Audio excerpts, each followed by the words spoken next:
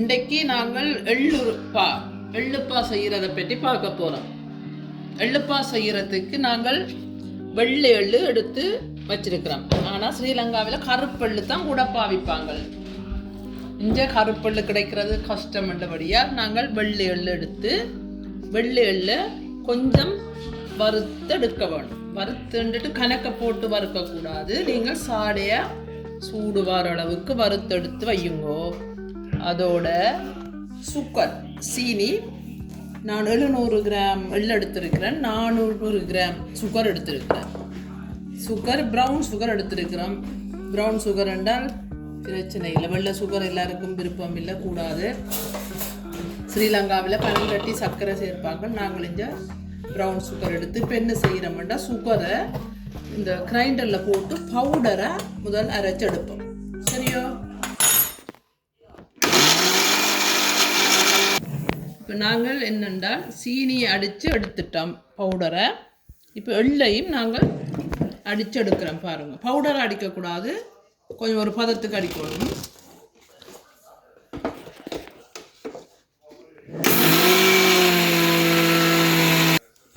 எள்ளை பாருங்க, நாங்கள் இந்த இப்படி பதத்துக்கு அடித்து எடுக்க வேணும்.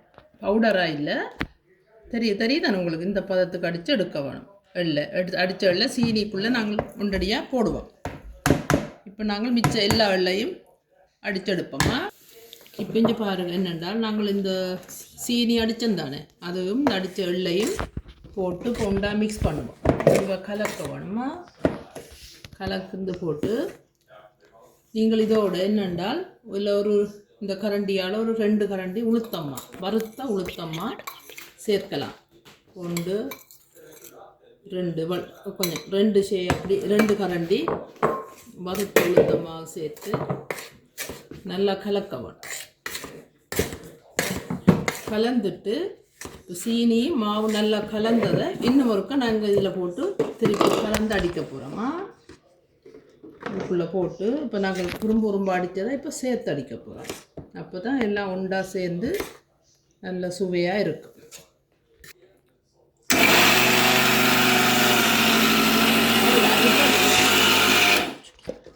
நாங்கள் இப்போ இந்த கலந்த எள்ளையும் சீனியையும் அடிக்கிறோம் தானே, அதோட நல்ல கொதிச்ச தண்ணி இந்த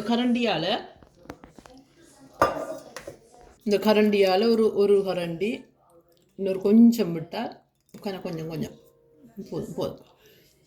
இப்போ என்ன செய்கிறோம், அந்த தண்ணி விட்டதை திருப்பி அப்படியே போட்டு கிரைண்ட் பண்ணணும்.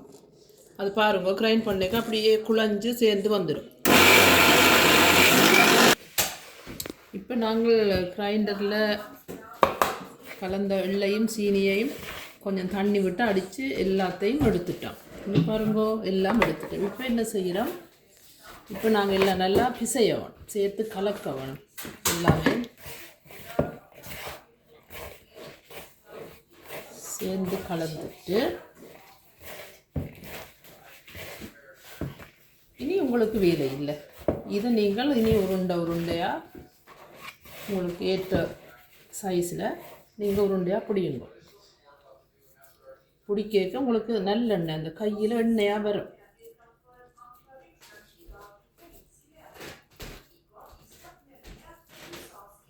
பாருங்கோ, இப்படி ஒரு உருண்டை இந்த பதத்தில் ஒவ்வொரு தரம் உங்களுக்கு ஏற்ற அளவில் உருட்டி எடுக்கலாம். இந்த சைஸ் இந்த பாருங்கள், இந்த கையில் எண்ணெய் கடைசியில் இந்த சட்டிக்குள்ளே நாங்கள் செய்து முடிக்கிறதுக்கு உங்களுக்கு தெரியும், எண்ணெய் அப்படி இந்த கையில் இருந்து ஒழுகும். இப்படி நீங்கள் எல்லாத்தையும் உருண்டையாக உருட்டி உங்களோட அளவான சைஸுக்கு உருட்டி டீயோடு சாப்பிடுவோம். நல்ல சுவையாக இருக்கும். செய்து போட்டு நாங்கள் எல்லாத்தையும் உருட்டிட்டு திருப்பி காட்டுறோம். இப்போ நாங்கள் எல்லா உருண்டையும் எடுத்துட்டோம். பார்த்தீங்க தானே எவ்வளோ வடிவாக இருக்குது, எவ்வளோ இஞ்சி பாருங்க. பார்த்தீங்களா? பாருங்க, இஞ்சி எண்ணெயை பாருங்க, எனக்கு எவ்வளோ எண்ணெய் வந்தது கையில். இப்போ நாங்கள் எல்லாம் முடிச்சிட்டோம். டீ டைமுக்கு டீ எல்லாம் போட்டிருக்கிறோம். பிளேன் டீ விரும்புகிறவைக்கு பிளேன் டீ, பால் டீ விரும்புகிறவைக்கு பால் டீ.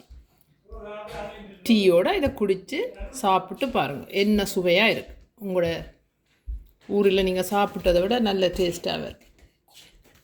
சாப்பிட்டு பார்த்துட்டு கமெண்ட் போடுங்க. லைக் பண்ணுங்க, சப்ஸ்கிரைப் பண்ணுங்க. ஓகே, அடுத்த வீடியோவில் சந்திப்போம்.